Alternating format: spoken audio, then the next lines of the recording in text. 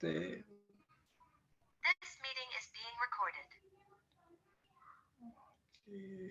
Sebenarnya ini materi legalitas pekerjaan kefarmasian ini cuma aplikatif aja. Jadi dasarnya adalah undang-undang, sedangkan farmasi forensik itu adalah aplikatifnya di lapangan. Nah, di sini kita akan membahas mengenai aspek legalitas pekerjaan kefarmasian ya. Jadi kalau kalian lihat slide di sini nih, pekerjaan kefarmasian tuh ini yang kalian lihat. Pasien, masyarakat, obat atau komoditi ya. Nah, sebelum kita mulai sudah saya on-cam belum ya? Oke.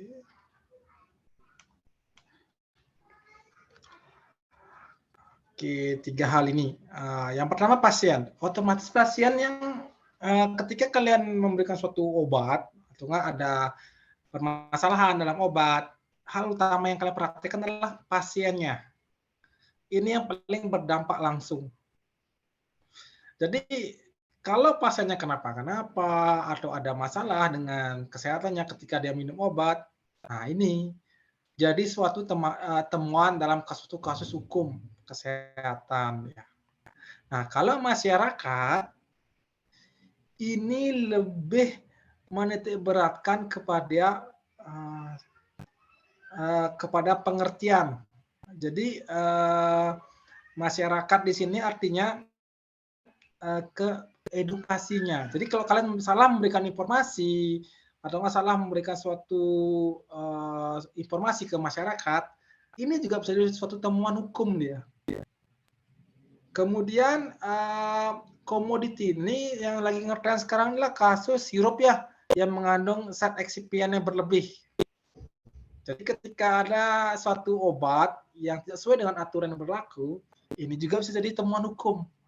Jadi dalam aspek pekerjaan kefarmasian itu satu ya, saya simpulkan di sini, satu pelayanan dengan pasiennya, pemberian obat ya, kemudian informasi ke masyarakatnya, dan kemudian adalah obat itu sendiri, sesuai nggak dengan aturan yang berlaku. Sampai sana ada pertanyaan, Kak?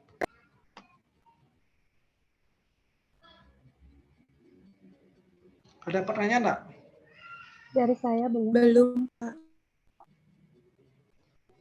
Belum ya? Oke, ini 3 hal yang akan kalian pelajari dalam farmasi forensik. Oke, tadi sudah ya. Nah, jadi pekerjaan kefarmasian yang kalian lihat di sini, mungkin waktu manajemen udah sering lihat ini ya, dari pengadaan, pembuatan, distribusi, pelayanan. Nah, kalau pengadaan di sini, kita mulai dari pengadaan ini, dapatnya dari distributor yang resmi atau enggak? Jika enggak, misalnya kalian pesan obat nih, pesan obat A dari apotek A ke apotek B gitu misalnya kan, akan melanggar nih pengadaan. Jadi kalau memesan obat itu harus dari distributor, tidak boleh dari toko obat atau enggak apotek yang lainnya. Kemudian pembuatan, ini biasanya dalam bentuk puyer atau enggak dalam industri. Nah, tadi yang dulu saya jelaskan, yang kasus lagi ngetren sekarang ini kan sirup nih yang banyak mengandung PIG yang berlebih. Nah, ini. Jadi pembuatan ini kalau misalnya di ranah hukum kan, ini lebih ke industri farmasinya. Kalau pengadaan lebih ke tempatnya dia berjualan. Kalau pelayanan lebih ke human-nya atau enggak ke SDM-nya. Sedangkan distribusi ini lebih ke distributornya. Jadi kalau kalian punya suatu permasalahan mengenai hukum dalam pekerjaan kefarmasian, 4 hal ini yang paling sering. Untuk saat ini baru untuk sekarang ini yang bermasalah pembuatan, salah obat atau enggak salah komposisi seperti itu.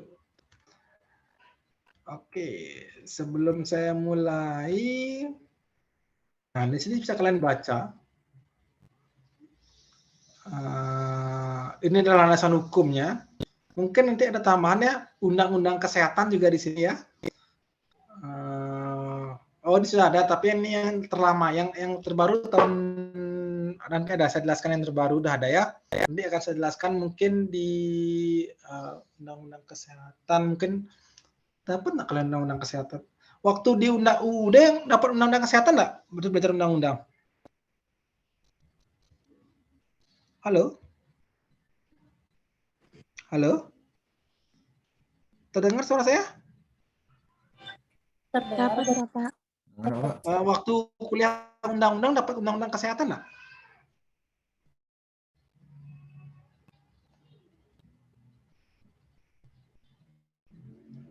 Dapat nggak? Dapat, Pak.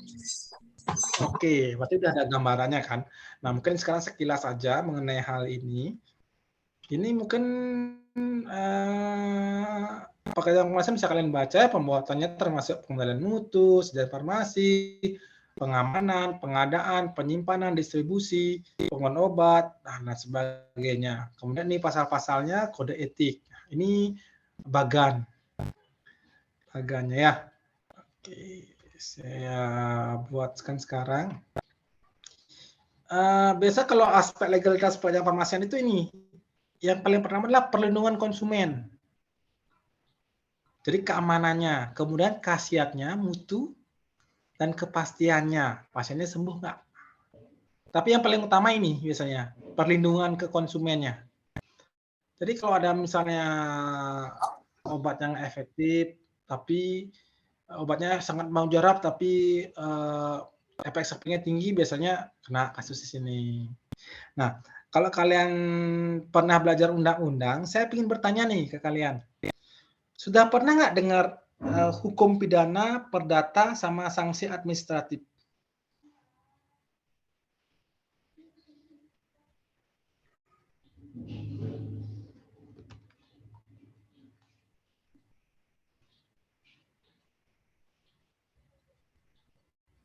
Belum, Bapak. Oke, kalau belum, karena dalam aspek legalitas kefarmasian ini, biasanya yang dibahas lebih banyak itu adalah satu pidana, perdata, dan administratif. Jadi kalau kalian lihat di sini ini hanya sebatas dari yang udah pernah kalian dapatkan, misalnya etik, profesi, tanggung jawab hukum. Nah, jadi yang ingin saya tanyakan di sini, oke, jadi nanti mungkin saya bahas ini. Coba kalian jelaskan apa perbedaannya hukuman sanksi administratif, misalnya gini, dalam legalitas kefarmasian terjadi pelanggaran hukum. Bila kapan dia melanggar suatu sang administratif, bila kapan dia melanggar suatu hukum perdata, bila kapan dia melanggar suatu hukum pidana.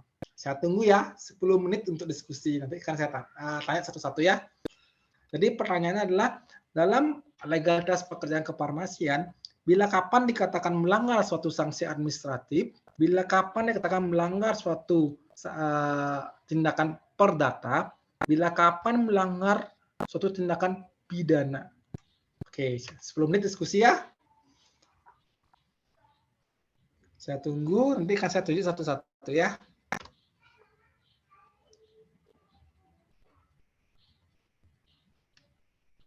Oke, jelas pertanyaan saya?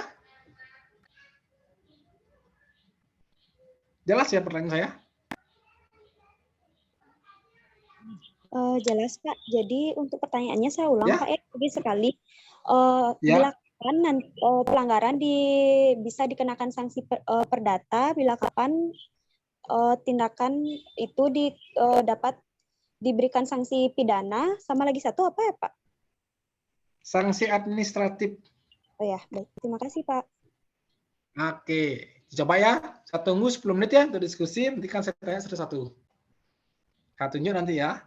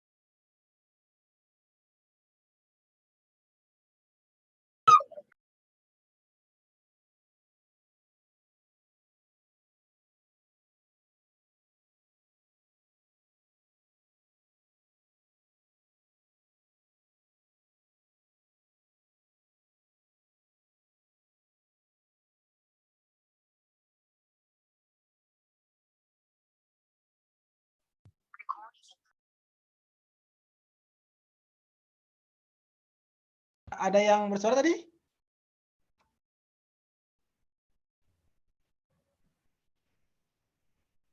Oh, belum ada, Pak. Oke, saya tunggu ya. Saya dengar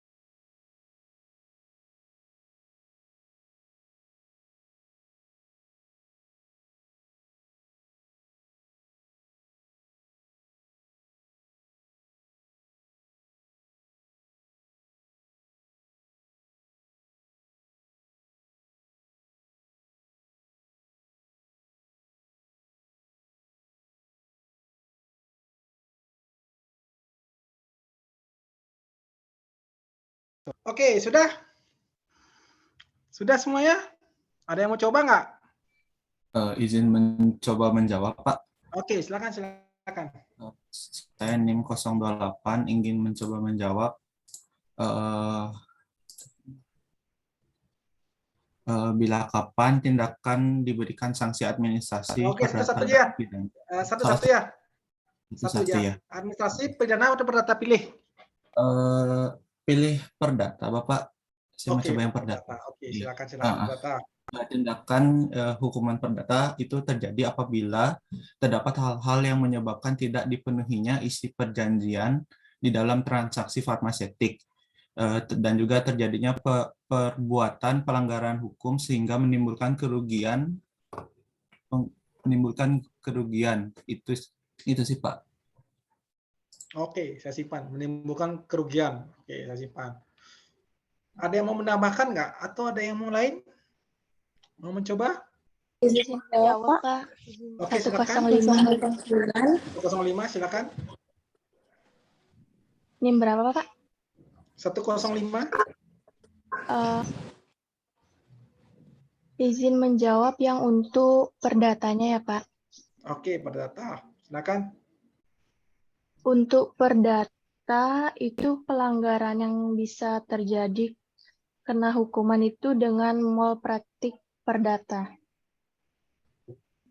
Dengan malpraktik perdata, pertanggungjawaban apoteker pada pelanggaran jenis ini bersumber pada dua dasar hukum, yaitu pertama, terjadi apabila terdapat hal-hal yang menyebabkan tidak dipenuhinya isi perjanjian di dalam transaksi farmasetik. Yang kedua, terjadinya perbuatan melanggar hukum sehingga menimbulkan kerugian.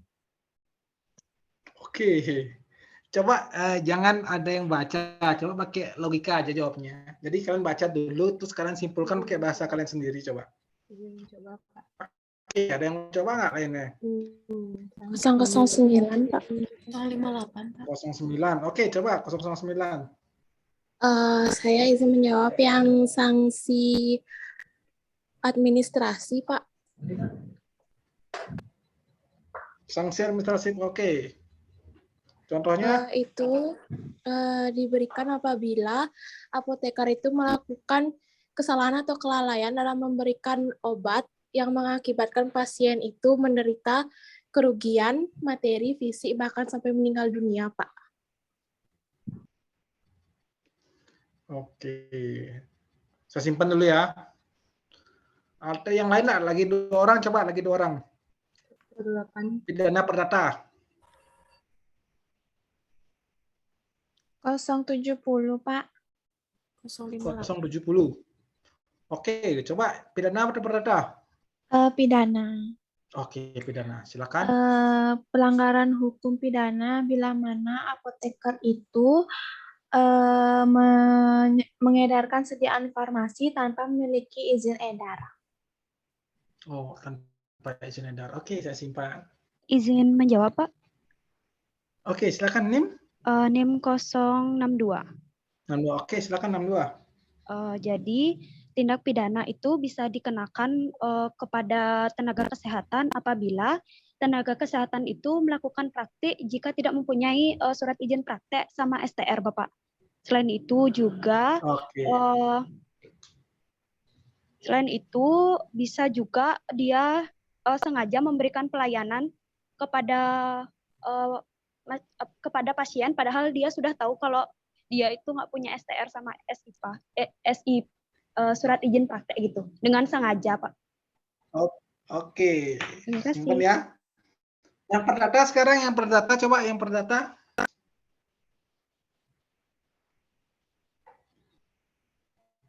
Yang perdata coba.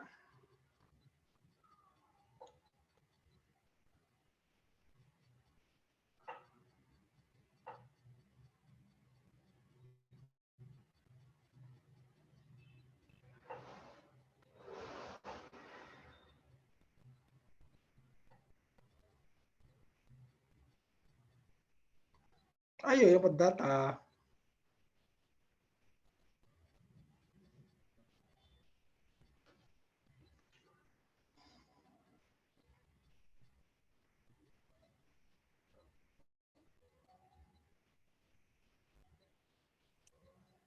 NIM 18, Pak, izin menjawab yang terdata. Oke, silakan. Untuk yang perdata, mungkin contohnya tenaga farmasian itu salah memberikan obat, Pak, sehingga pasien merasa dirugikan dan farmasian nanti mengganti biaya kerugian yang dianggap dirugikan oleh pasien. Mungkin seperti itu, Pak. Oke. Biar kategori oke, saya simpulkan aja ya. Saya ulang ya, maaf. Mungkin ini kalian catat baik-baik ya. Nanti mungkin untuk ketika kalian di lapangan, sanksi administratif itu hanya diberikan kepada tenaga kefarmasian yang tidak memiliki izin SRTA ataupun SIPA. Nah, ketika yang mereka adalah dinas kesehatan, balai POM, terbukti kalian tidak punya SIPA, ketika kalian jaga di apotek, udah kalian kena sanksi administratif namanya. Sampai sana paham nggak? Paham, Pak. Paham, Pak. Kemudian yang kedua, perdata sama pidana. Nah, perdata itu adalah ketika kalian melakukan suatu pelayanan kefarmasian, kalian salah ngasih obat ke pasien. Nah, pasien nuntut nih, bla bla bla bla bla gitu misalnya. Nah, kalian selesaikan secara kekeluargaan. Biasanya ada perjanjian dalam bentuk ganti rugi. Sampai sana paham? Paham ya? Paham, Pak. Oke. Kalau pidana, kalian melakukan pelanggaran hukum dengan sengaja. Kalau perdata itu tidak sengaja dia. Nah, pelanggaran hukum sengaja itu misalnya gini, kalian jualan narkotika atau psikotropika di apotek, padahal harus pakai resep dokter. Kena kalian hukum pidana langsung ya. Atau kalian praktek tanpa punya SRTA, kemudian salah ngasih obat ke pasiennya, bisa kalian kena pidana. Karena kalian tidak punya SIM, terjadi pelanggaran, kena pidana. Nah, kalau administratif beda dia. Tidak punya SIPA sama SRTA, yang datang balai POM, kena sanksi administratif kalian. Nah, sana paham nggak bedanya? Perdata, pidana, sama administratif. Boleh diulang lagi? Nah, saya ulang ya. Oke, jadi kalau perdata, kalau administratif itu misalnya kalian kan pakai ini di apotek, jaga di apotek, tiba-tiba datang balai POM, atau nggak dinas kesehatan, nanyain, adik jaga di apotek punya surat praktek nggak atau SRTA nggak? Oh, saya nggak punya. Kena kalian sanksi administratif. Saya sanksi administratif itu biasa berupa teguran atau pernyataan tertulis biasanya dari dinas kesehatan atau nggak balai POM. Sampai sana paham? Paham, Pak. Paham ya? Oke. Kemudian kalau perdata itu biasanya kalian SIPA, punya kalian izin praktek, tapi kalian salah nyerahin obat ke pasien. Pasien nuntut ke kalian. Nah, biasanya nanti ada namanya perjanjian ke pasien sebagai ganti rugi kerugian pasien. Misalnya berupa uang. Itu perdata namanya. Nah, sampai ke penjara. Sampai sana paham? Paham. Ada unsur tidak sengaja. Tapi kalau pidana, udah jelas di peraturan bahwa kalau praktek harus punya SIPA atau SRTA. Tapi kalian nggak praktek, nggak punya SIPA atau SRTA, kemudian kalian salah ngasih obat ke pasien, kalian bisa tuntut secara pidana. Atau kalian jualan narkotika, psikotropika tanpa resep dokter, bisa kalian dihukum secara pidana. Sampai sana paham? Pidana adalah bentuk penjara, biasanya berapa tahun penjara. Sampai sana paham nggak? Paham, Pak. Paham. Oke, paham ya? Ada pertanyaan enggak? Ini bisa kalian baca ya. Ada pertanyaan? Belum ada, Pak. Belum ada ya. Oke. Ini bisa kalian baca tanggung jawab apoteker. Ingat ya, etik profesi hukum.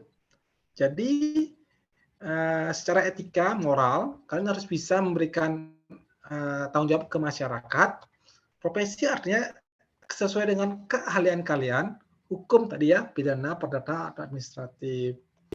Nah, ini bisa kalian lihat sendiri. Perlindungan bagi masyarakat. Jadi yang punya SRTA praktek itu masyarakat aman nih. Oh, dia sudah ada kompetensinya untuk melakukan pemberian suatu pelayanan kesehatan. Kemudian petunjuk bagi tenaga kesehatan untuk melakukan suatu praktek. Nah, ini dalam bidang pelayanan ya. Saya ingin diskusi dengan kalian sebentar. Nah, kira-kira kalian kan udah pernah dengar nih yang saat ini sedang booming nih kasus sirup yang nggak sesuai dengan aturan. Itu bisa dilakukan, bisa dituntut secara administrasi, perdata, atau pidana. Industri dari farmasi yang melakukan pelanggaran tersebut. Ada yang bisa jawab nggak?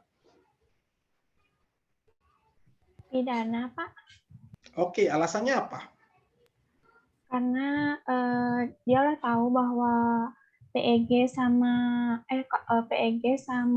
ethylene glycol itu bahaya, tapi masih dipakai untuk zat campuran. Oke, secara sengaja ya. Oke, ada punya yang lain nggak? Perdata apa? Perdata, alasannya? Perdata alasannya? Alasannya kemungkinan itu ada kekeliruan dari yang memproduksi sama BPOM-nya. Terus pasien, konsumen bisa menuntut kerugian kepada. Wah, bisa dikerasin nggak suaranya? Agak putus-putus. Sudah, Pak? Sudah keras? Ya, Udah, saya udah. hukum perdata karena yang pertama itu kemungkinan ada kekeliruan dari PT yang memproduksi obat tersebut, sirup tersebut, dan BPOM juga. Dan konsumen itu bisa meminta pertanggungjawaban dari PT tersebut atas kerugian yang dialami dari konsumen. Oke, saya simpan ya. Oke, ada punya pendapat berbeda nggak? Lagi satu.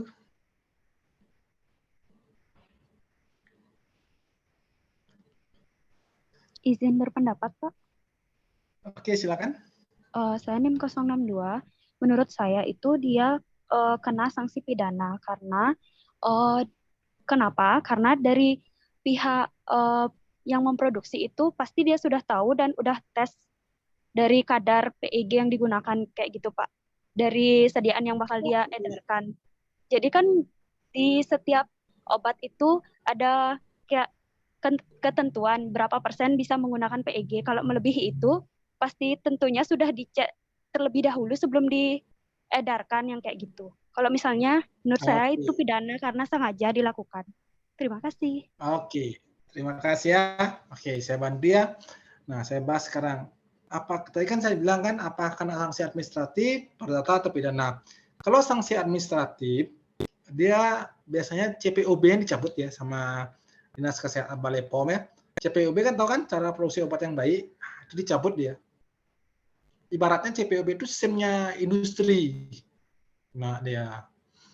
Kemudian yang kedua,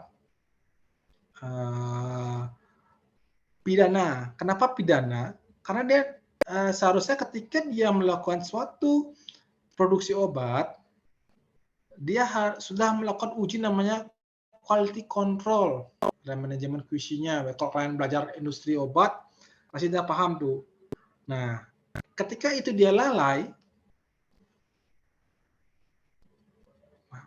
ini biasanya memberikan suatu efek yang negatif di masyarakat. Dia dapat dituntut oleh secara pidana. Jadi biasanya yang bertanggung jawab itu kadang bisa apotekernya atau pemilik sarana industrinya. Tergantung nanti ya siapa yang lalai biasanya.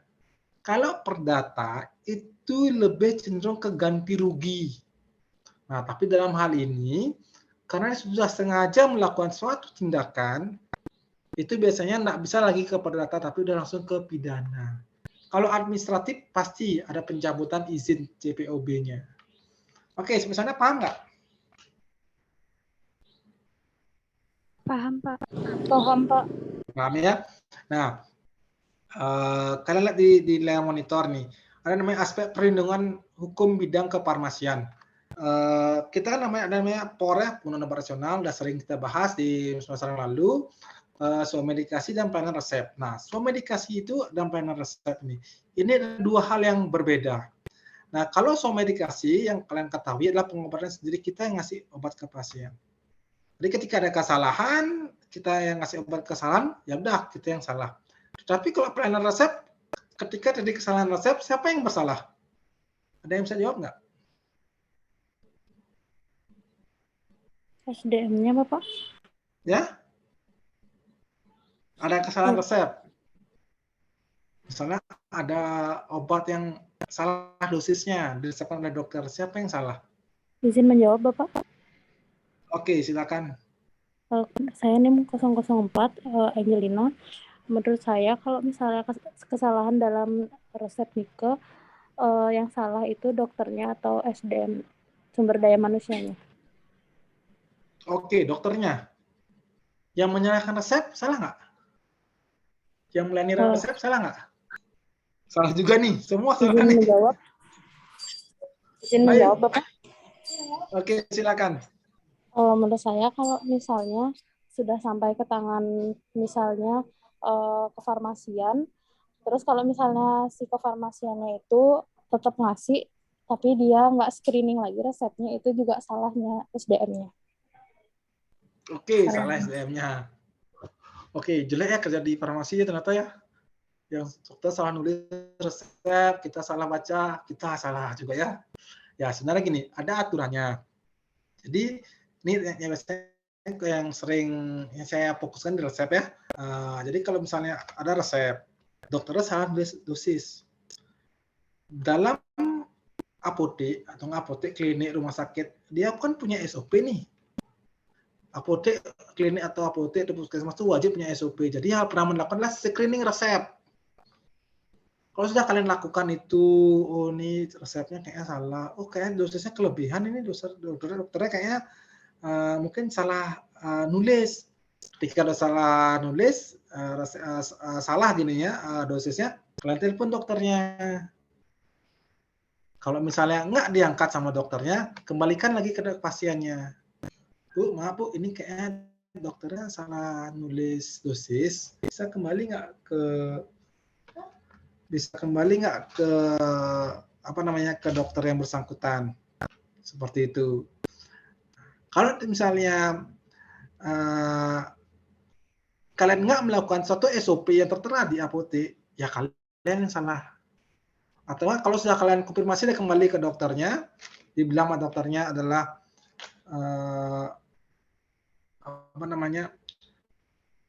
oh dosis sudah benar, enggak, kalian aman. Oke, sampai sana paham nggak? Paham? Paham, Pak. Tetap ya ada screening resep yang paling pertama, karena itu SOP. Jadi kalau punya apotek, kalau di apotek, kan ada nggak SOP apotek sini kalau ada pelayanan resep? Kalau nggak ada, hati-hati. Kalian salah berarti. Tapi kalau kalian kerja sesuai dengan SOP, prosedur operasional, itu artinya kalian udah bekerja sesuai dengan protap. Nah, sampai sana paham ya? Oke, kita lanjut lagi. Nah, ini produk hukum farmasi. Ada obat, makanan, kosmetik, alkes, dan undang-undang. Nah, ini yang akan diatur.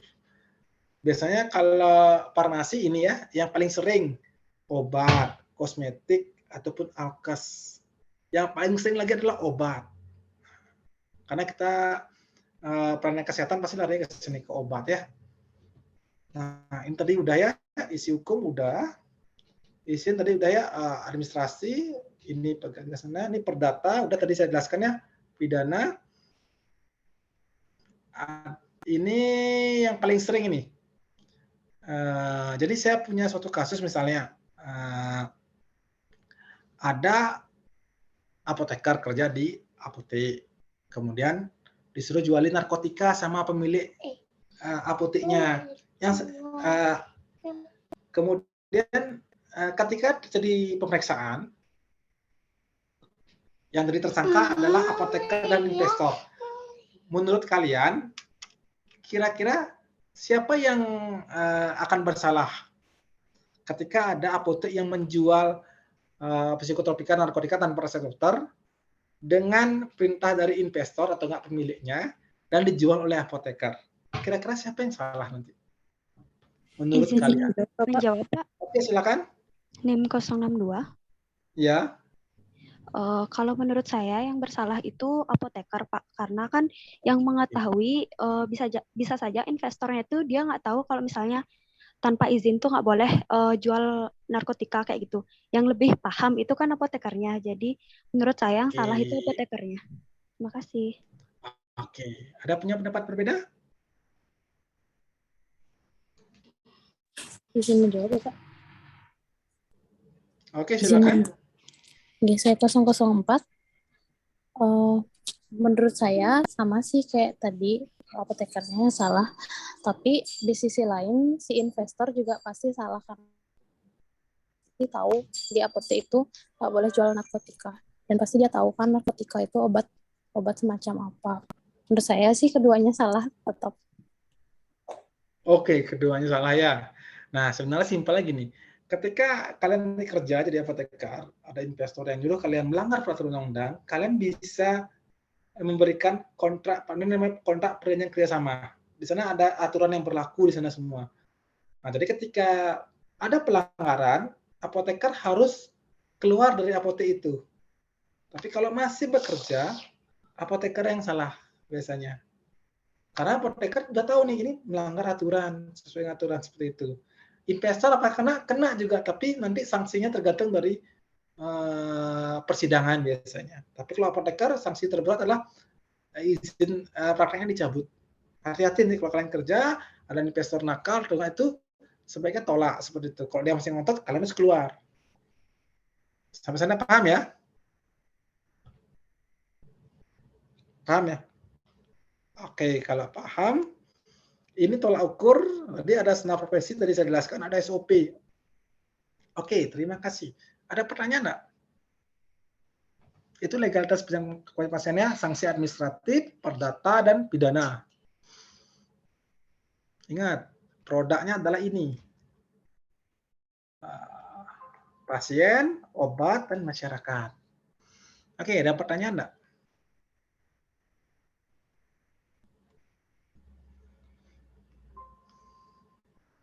Izin apa, Pak? Oke, silakan. Kan baru-baru ini ada kasus yang sirup itu, Pak. Ya. Terus kebetulan saya kerja di apotek juga, jadi ada masyarakat yang masih apa sih namanya kayak takut gitu untuk beli sirup, Pak. Jadi gimana menurut Bapak untuk mengatasi itu? Jadi biar masyarakat nggak takut lagi untuk beli sirup, padahal itu emang udah diuji sirup-sirup mengandung Nggak semua sirup boleh ya. Semua sirup belum boleh, tapi yang udah ada izin edarnya yang sudah dikeluarkan oleh minimal oleh Balai POM itu baru boleh dijual. Jadi kalau ada masyarakat yang beli, kalian bisa tunjukkan dari hasil pemeriksaan Balai POM-nya. Jadinya aturan Balai POM mengatakan bahwa sirup ini aman. Nah, itu ya salah satu cara. Pesannya paham?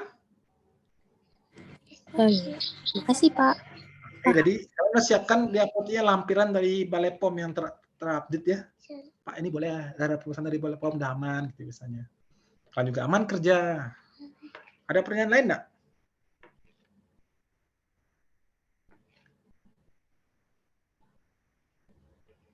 Ada pertanyaan lain enggak? Tidak ada? Kalau tidak ada, boleh saya akhiri pertemuan hari ini? Dari saya belum, Pak. Boleh diakhiri. Oke, kalau boleh diakhiri, selamat malam. Besok kita mulai jam berapa? Untuk besok saya nanti kasih tahu di tele Pak ya, soalnya Oke, belum. jangan jam 4 sampai jam setengah 6, jangan jam 8, karena saya ada kelas juga itu. Oke, kalau bisa di atas jam 2 sampai jam 4 itu masih bisa. Tapi jam 4 sampai setengah 6 itu saya masih ada kelas soalnya. Kemudian jam 8 saya lanjut ada kelas. Oke? Baik Pak, nanti coba saya atur jadwalnya. Kalau Ya, enggak nanti ya. bisa diganti ke hari lain. Ya. Terima kasih Pak. Ya. Oke, kalau begitu selamat malam. Nanti hasil recordnya saya kirimkan ya di grup ya. Kalau gitu selamat beraktivitas semuanya. Selamat malam Pak, terima kasih. Malam Pak, terima kasih. Malam Pak, terima kasih. Malam Pak, terima kasih.